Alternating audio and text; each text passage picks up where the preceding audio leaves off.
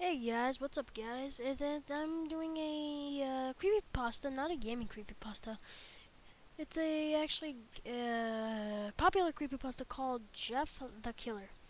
The creepypasta begins with expert from a local newspaper. Ominous unknown killer is still at large. After weeks of murders, the killer is still on the rise, and little evidence has been found. A voice states that he survived of the killer's attacks and how he and bravely and tells a story how he met Jeff the killer. He had a bad dream and he woke up and the window and for some reason the window was open even though he remembered if it was closed. So he got up and shut it once more and then there was but there was two eyes between the curtains. And just staring at him, and he said, "Go to sleep," in a madman-like voice, and went on top of him, and before his dad broke in, and the killer threw the knife and struck the father in the shoulder, and the killer just ran and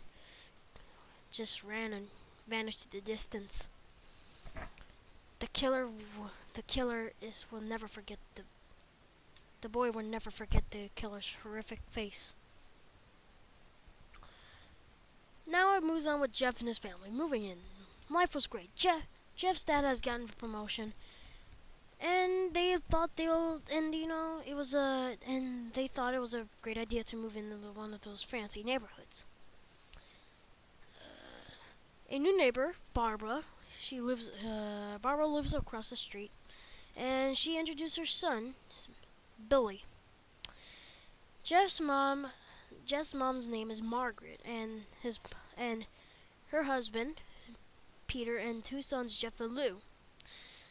Um, Barbara invited them to her son's birthday party. Jeff and his brother were about to object when their mother said that they would love to. When Jeff and his family were done packing, Jeff went up to his mom and told his mother that why did he invite them like that.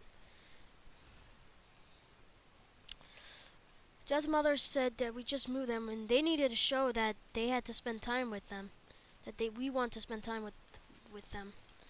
Jeff couldn't agree, so so he went to bed. But he got this weird feeling though, and he just dismissed it as his mother called down to get his stuff. The next day, Jeff walked down to the stairs to get breakfast and got ready for school. As he sat there eating breakfast, he got that feeling again.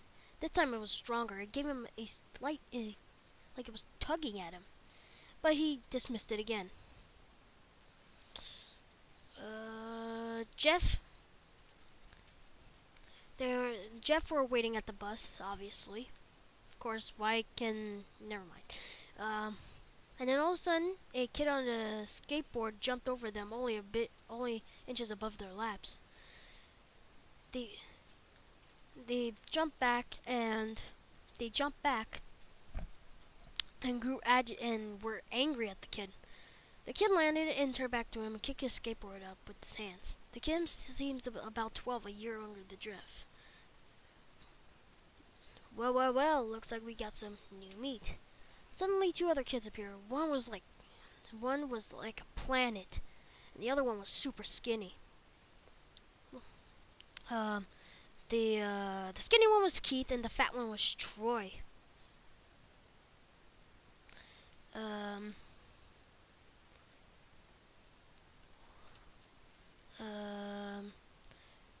and the main kid on the skateboard was Randy.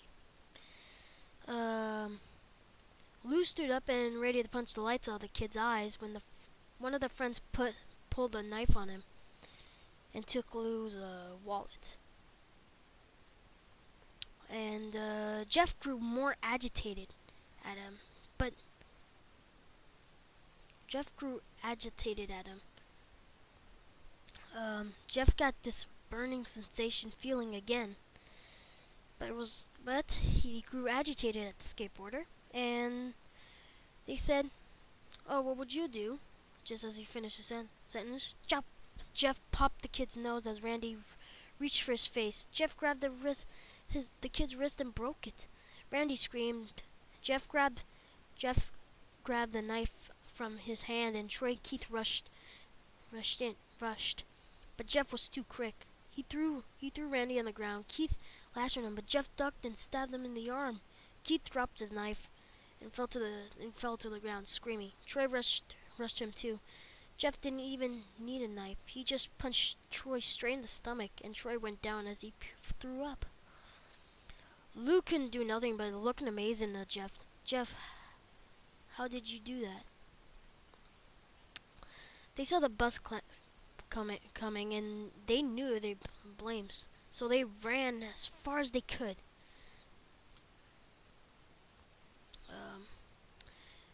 As he got the feeling, he felt powerful it was. Just the urge to do harm at someone. Ugh. Two officers came at the door, at Jeff's door, and told him that three kids that were stabbed. Jeff gazed at the floor, showing his mother it was true. One was bruised in the stomach, and Lou tried to tell Lou told that the police officer that it was him, even though it wasn't. And he showed the marks to prove it.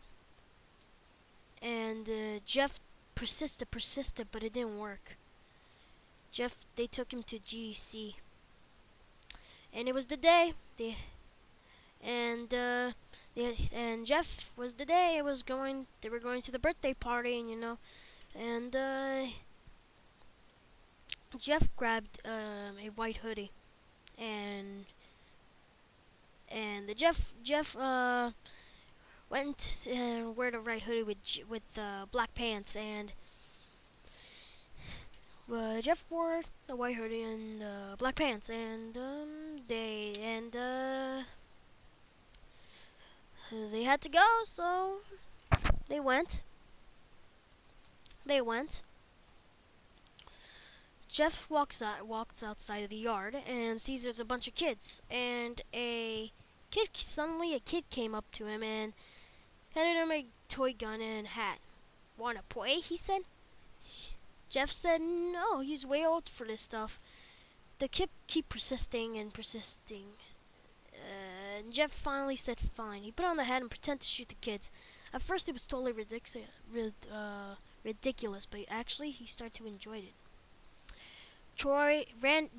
Randy and Troy jumped over the fence and with on their skateboards. Jeff dropped the fake gun and ripped off the hat. Jeff said that they were even because he beat the crap out of Randy and got his brother sent to juvie. Juvie, huh? Yeah. Randy had an angry look in his eyes, and then he rushed at him and kept kicking Jeff on the ground. And then as Jeff got up, he threw him to the patio door. And then Randy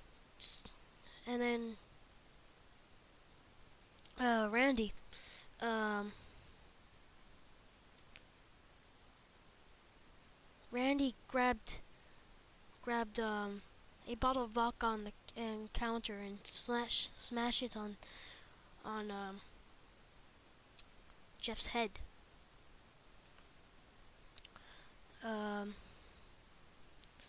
He gets up and he gets this feeling again. But it wasn't a normal feeling. His psyche was completely destroyed. All rational thinking is gone. All he can do is kill. He grabs Randy and put him to the ground. As he gets on top of him and punches straight in the heart, and it causes it to stop. It causes it to stop beating, and blood just rushing through Randy's body. Everyone and Troy and Keith start opening fire on Jeff. And Jeff ducked and went to the bathroom and grabbed a towel rack. Troy Keith race in, knives ready. Troy Troy swings Jeff swings the towel rack at Troy, and Troy goes down. And the only thing that's left is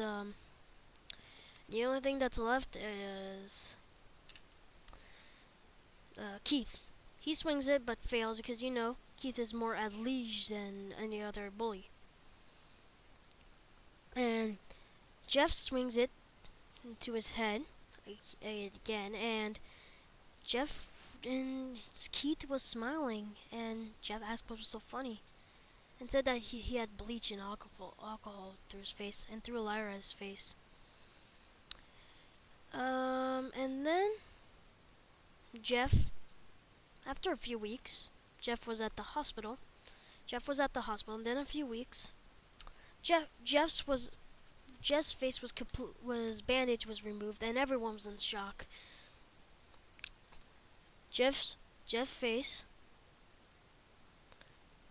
hair is changed brown to black. And his lips had a deep shade of red and a pure white color, which was his face turned, and it had a sort of leathery feel to it now. And he laughed uncontrollably. He said it was perfect. It was fine. And then Jeff's mom said, "Is my son alright, in the head?" It was perfect behavior because it was the large amount of painkillers that he took. Jeff went home. They went home, and later that night, Jeff's mother woke up to a sound coming from the bathroom. It sounded like if someone was crying slowly. She slowly walked over to see what it was. And Jeff had taken a knife and carved a smile to his cheeks and darkened his eyes. And darkened his eyelids. Jeff looked at his mother. "I couldn't keep smiling, Mommy. It hurts for a while. Now I can smile forever." Jeff noticed his eyes were ringed in black, like I said.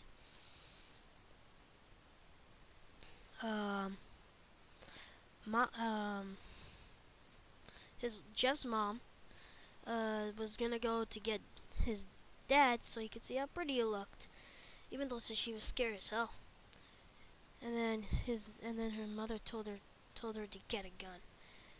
As she stopped, as she saw Jeff in the doorway holding a knife, and told his mother that she left before getting his parents. Lou woke up to a noise, and he tried to dismiss it as he saw Jeff over him, and Jeff proceeded to stab him. As the words, God, shh, as he said, "Shh," Jeff said, "Just go to sleep." Well, we finally did it. Jeff the Killer. Oh man, let me tell you, tough time reading this one. It's so intense. Let me tell you, this actually creeped me out. It actually did. It was just so creepy. I mean, it was just that creepy.